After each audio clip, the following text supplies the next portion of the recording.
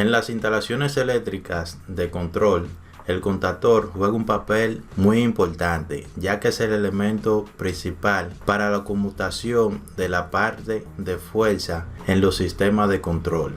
El contactor es básicamente un interruptor accionado eléctricamente. Ustedes se preguntarán cómo funciona el contactor. Para saber cómo funciona este componente, es importante conocer los principios básicos del magnetismo. Acá tenemos una bobina. Si a esa bobina le conectamos una pila y un interruptor, luego de cerrar el interruptor hay un flujo de corriente. Ese flujo de corriente me genera un campo magnético. Para intensificar aún más el campo magnético, se le agrega una barra ferromagnética. Si por ejemplo se acercan clavos, uno de los polos atrae estos clavos. Estos principios se aprovechan para construir el contactor. Utilizando el mismo sistema que anteriormente vimos, se puede agregar un contacto. En este caso, este contacto es normalmente abierto. Si accionamos el interruptor, generado el campo magnético atrae el contacto cerrándose este. Si por ejemplo agregamos un bombillo con un potencial y un neutro, cuando cerramos el interruptor genera el campo magnético atrayendo el contacto y cerrando el circuito. Para convertir ese sistema para controlar circuitos trifásicos, se le agregan 3 contactos. Podemos colocar un motor trifásico y podemos controlar sin ningún problema esta carga. En este sistema se agrega un contacto auxiliar, aparte de los contactos que utiliza para el control del motor. Este circuito, por ejemplo, se puede utilizar para señalizar el encendido o el funcionamiento del motor trifásico. En este caso, si accionamos el interruptor, todos los contactos se cierran, encendiendo la luz piloto de color verde, al igual que el motor. Este elemento que acabamos de explicar constituye lo que es el contactor. Sus partes fundamentales son la bobina, que es la que genera el campo magnético, el núcleo o la culata, que es la parte fija en el cual se concentran las líneas de campo magnético. Luego tenemos el bloque de contactos de fuerza o los contactos principales. Anexado a esto está lo que es el contacto de control o auxiliar y el martillo, que viene siendo la parte móvil del contactor. La otra parte del contactor es la bobina. Esta se señala como A1, A2 en los terminales que sobresalen en el contactor. El símbolo de la bobina, según la norma europea o internacional IEC, es este, mientras que el utilizado en la norma americana o ANSI es básicamente un círculo. Es importante percatarse del voltaje de la bobina. Por ejemplo, los voltajes comúnmente utilizados son de 24 voltios, 120 voltios o 240 voltios. En este caso, esta bobina está siendo alimentada con 240 voltios, pero si nos percatamos es de 24 voltios. De tal forma que si sometemos esa bobina de 24 voltios a 240 voltios, obviamente se va a quemar. En el contactor tenemos los contactos de fuerza, que son numerados en la entrada como 1, 3 y 5 y en la salida como 2, 4 y 6. En este caso también tiene señalizado como T1, T2 o T3, que viene siendo a los terminales principales del motor eléctrico trifásico que se vaya a conectar. Por otro lado tenemos el contacto auxiliar.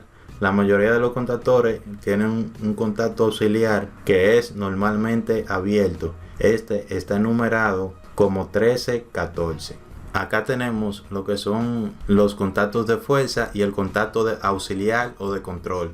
En el caso del contacto de fuerza se utiliza para la parte de potencia, el cual controla o conmuta lo que son las cargas de potencia como motores, bombas, compresores, mientras que el contacto auxiliar solamente sirve para la parte de control, conectándose en este pulsadores, luces piloto, sensores, etc. Este viene siendo el símbolo para la norma europea o internacional de los contactos de fuerza, mientras que para la norma ANSI o americana se utiliza este símbolo para los contactos de fuerza. Existen muchos fabricantes, tales como Schneider Electric, ABB o Siemens. Sin embargo, aunque su fabricación tienen diferentes diseños o apariencia distinta, es importante que se reconozca a través de la numeración de sus diferentes bornes de conexión o sus entradas.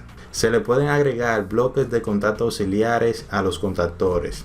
Por ejemplo, acá tenemos un bloque auxiliar y un contactor. Este se ajusta en la parte frontal del contactor, de tal forma que cuando se energice la bobina del contactor principal, el bloque auxiliar también es atraído por el martillo interno del contactor. En este caso tenemos un bloque de contacto auxiliar de 4 contactos. Este posee 2 contactos normalmente abiertos y 2 contactos normalmente cerrados. En este caso, los contactos normalmente abiertos son 53-54 y 83-84. Percátese que los normalmente abiertos terminan con la numeración 3 y 4. Sin embargo, acá tenemos los contactos normalmente cerrados, que son 61-62 y 71-72. Percátese que la numeración en la cual terminan los contactos normalmente cerrados son 1 y 2. En estos contactos, cuando el contactor se energiza, los contactos abiertos pasan a ser cerrados y los cerrados se abren. Por otro lado, también podemos encontrar bloques de contacto auxiliar de 2 contactos. También podemos encontrar bloques de contacto auxiliar temporizados, es decir, que cuando se energiza el contactor con un bloque de contacto temporizado, luego de un tiempo sus contactos cambian de estado según el tiempo configurado en la perilla giratoria. Acá tenemos la representación simbólica de los contactos de fuerza, en el cual se le anexa un bloque de contacto auxiliar de 4 contactos. Los contactos de fuerza vienen del contactor, mientras los contactos auxiliares vienen del bloque auxiliar que se le anexó al contactor. Esta línea une mecánicamente todos los contactos, de tal forma que cuando se cierran los contactos principales, a su vez los contactos normalmente abiertos se cierran y los normalmente cerrados se abren. Entonces tal vez se preguntarán, ¿para qué necesito el contactor si puedo controlar la carga directamente? Imagínense que estamos controlando un motor de 50 HP. Obviamente es un motor de mucha potencia, el cual el operario o el usuario que está controlando este sistema va a manejar 130 amperes en lo que es el switcheo, el encendido o apagado de este motor de 50 HP, sometiéndose la persona a un esfuerzo mecánico mayor, exponiéndose a arcos eléctricos, etc. De tal forma que se agrega un contactor para poder aislar a la persona de una carga de gran potencia. En este se controla desde un juego de botonera o cualquier tipo de elemento de control, el cual puede estar, por ejemplo, a 50 metros, y con solamente 0.5 amperes yo puedo controlar una potencia de 50 HP, en el cual toda la corriente va a ser controlada por el contactor, y con una mínima corriente de 0.5 amperes puedo controlar la bobina del contactor. Otro ejemplo sería, por ejemplo, en un PLC. En el caso del PLC no sería lógico controlar un motor de 50 HP desde un PLC, ya que sus contactos controlan solamente 2 amperes, el motor consume 130 amperes, el PLC obviamente se va a quemar, de tal forma que se agrega un contactor para manipular los 130 amperes que consume el motor.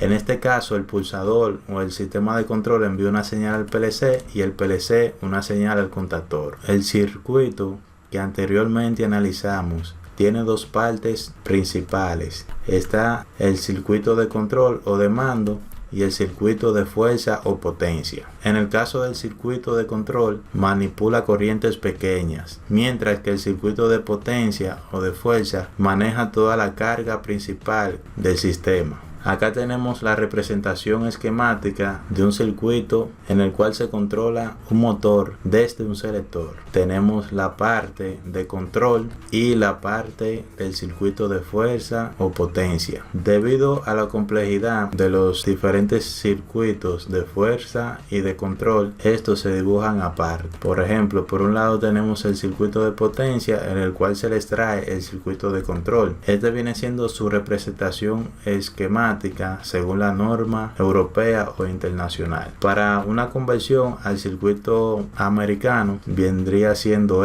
básicamente su estructura es similar, lo único que varía son la representación simbólica de cada componente. El circuito de control, tenemos que en la norma IEC los esquemas se dibujan de forma vertical, mientras que en la norma NEMA o americana el circuito de control se dibuja de forma horizontal. Básicamente, para convertir de un circuito europeo a americano hay que conocer sus símbolos equivalentes. Por ejemplo, acá tenemos lo que es el selector y por otro lado la bobina. Para el cableado real, por ejemplo, acá tenemos el disyuntor, el contactor y el motor. Partimos desde la red de alimentación, luego de la salida del breaker o el disyuntor hacia la entrada del contactor y de la salida del contactor hacia el motor. Por ejemplo, en este sistema se empieza con el cableado del circuito de fuerza desde la parte de entrada, luego se va distribuyendo hacia llegar hacia el motor. En la parte de control del sistema tenemos un simple selector, el cual va a encender o apagar el motor. En este caso se conecta directamente un extremo de la bobina a uno, luego otra línea pasa a ser cortada por el selector y se cierra el circuito hacia A2. Cuando nosotros accionamos el selector hay un flujo de corriente hacia la bobina. Esto genera un campo magnético y cierra los contactos principales haciendo girar el motor.